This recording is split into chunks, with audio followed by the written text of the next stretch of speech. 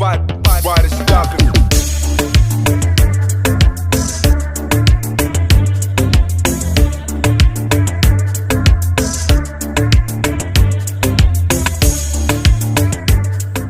Hello everyone, welcome to my YouTube channel Success room.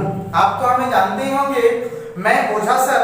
आज मैं आपको पिछले वीडियो में जो बताया था ट्रिगोनोमेट्रिक रेशियो, उस पे कुछ प्रॉब्लम्स सॉर्ट आउट करने जा रहे हैं, जिससे आपको भी समझने में आसानी होगा और आप आगे कंटिन्यू करेंगे।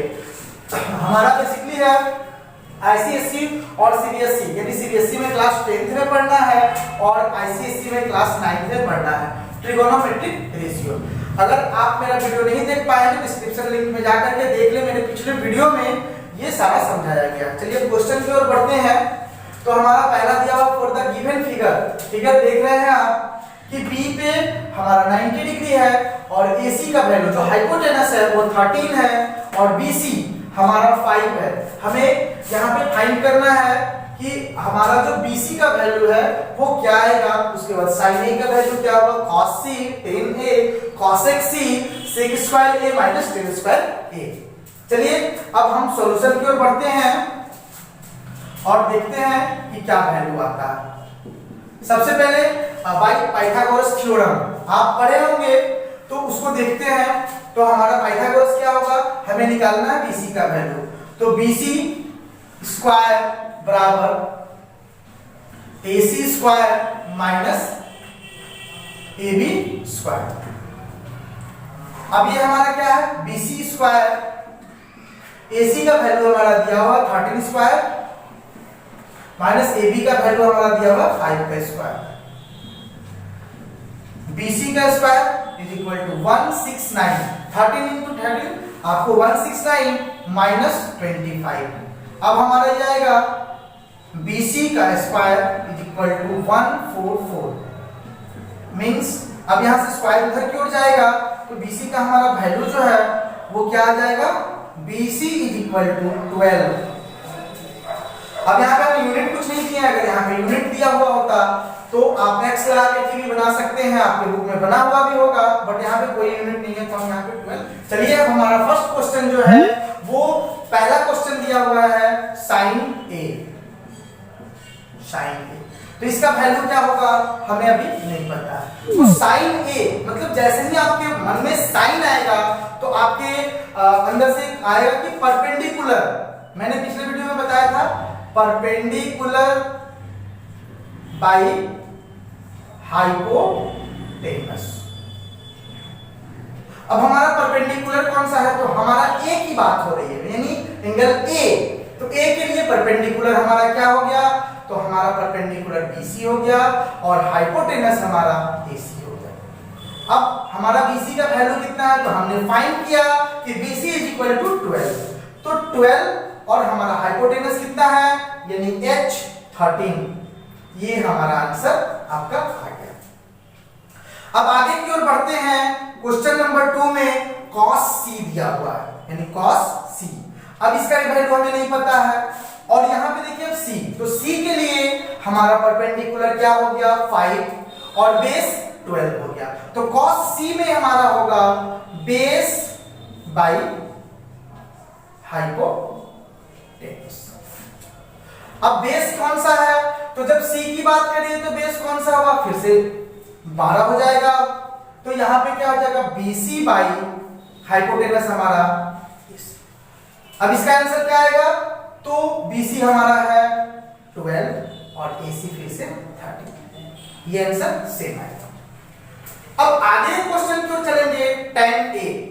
tan A का मतलब होता है कि P by B, perpendicular by base. तो परपेंडिकुलर tan A, यहां पे भी A की बात हो रही है, तो इसका परपेंडिकुलर कौन सा है, तो यहां पे जो है वो हो जाएगा BC बाई हमारा AB। इसको भी लिख सकते हैं आप परपेंडिकुलर बाई बेस। अब यहां पे इसका आंसर क्या आएगा, तो BC का हमारा वैल्यू 12 आएगा और AB का 5 आएगा। ये रहा आपका क्वेश्चन नंबर 3 का आंसर।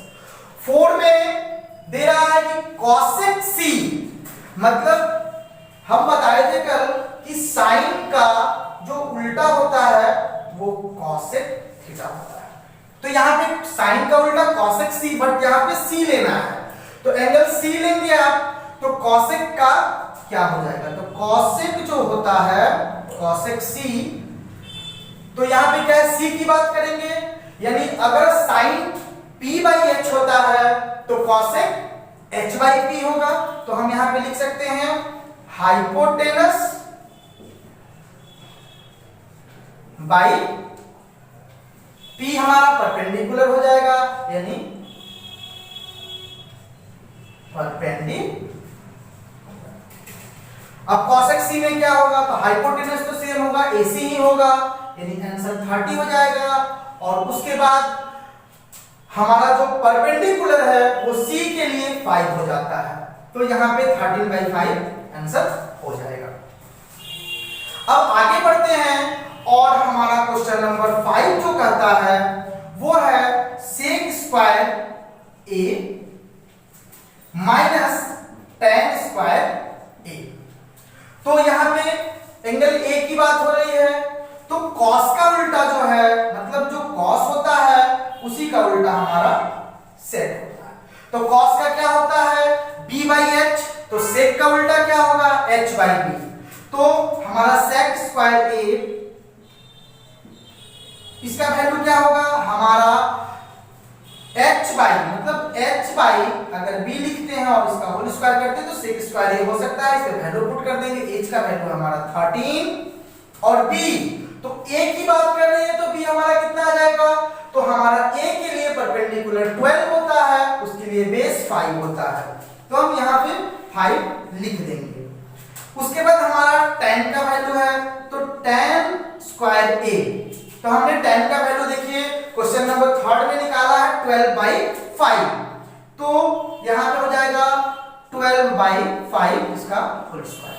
अब दोनों को सब्ट्रैक्ट कर देना है, सब्ट्रैक्ट करते हैं तो ये हो जाएगा 13/5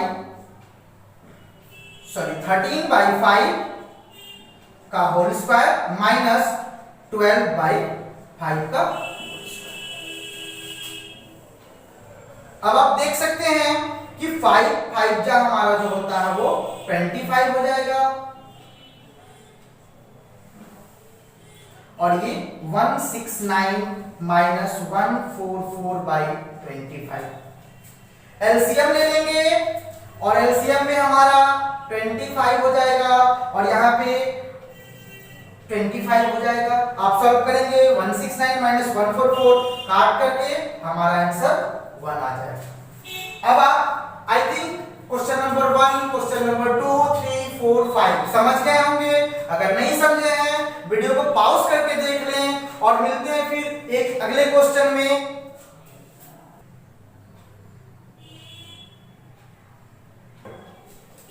चलिए सेकंड क्वेश्चन हमारा है given cos theta equal to दिया हुआ है m/n, find tan theta minus cot theta in terms of m and n। तो हमारा थीटा जो है वो c के पास दिया हुआ है, तो सबसे पहले देखते हैं कि cos थीटा जो है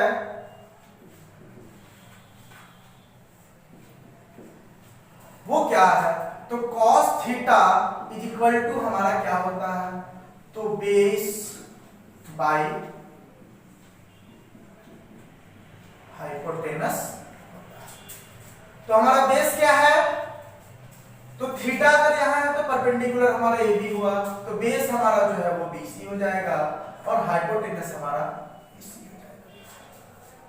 तो इसका वैल्यू भी दिया हुआ है कि बीसी बाई एसी का मतलब हमारा m बाई n। m हमारा कौन हुआ बीसी, तो बीसी हमारा m हो गया और AC हमारा n हो गया। और हमको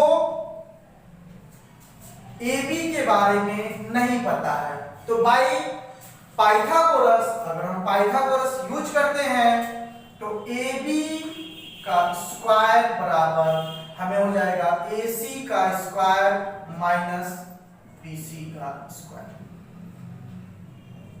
अब AB का स्क्वायर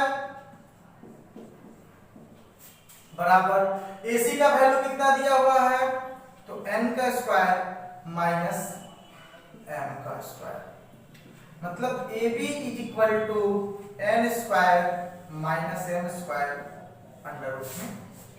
ये हमारा ए बी का वैल्यू आ चुका है। अब हम देखेंगे कि टेन थीटा और कॉट थीटा का वैल्यू क्या आता है। इसका आंसर आ गया, इसका आएगा एन और एन।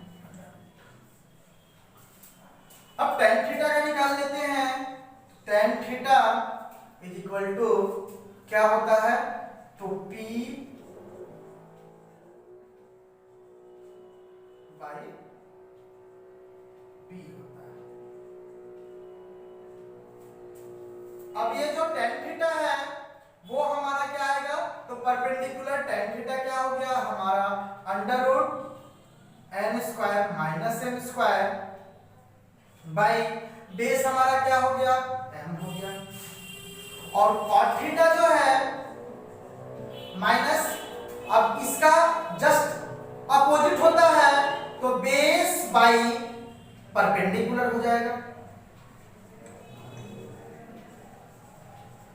अब उसके लिए क्या होगा, तो हमारा m by under root N square minus N square. अब सबका वैल्यू पुट कर देना है। चलिए हम लोग पुट कर लेते हैं। Under root N square minus M square by M minus cot theta का वैल्यू है m by under root N square minus M square. हम एलसीएम ले लेते हैं, क्या आएगा m under root N square minus M square.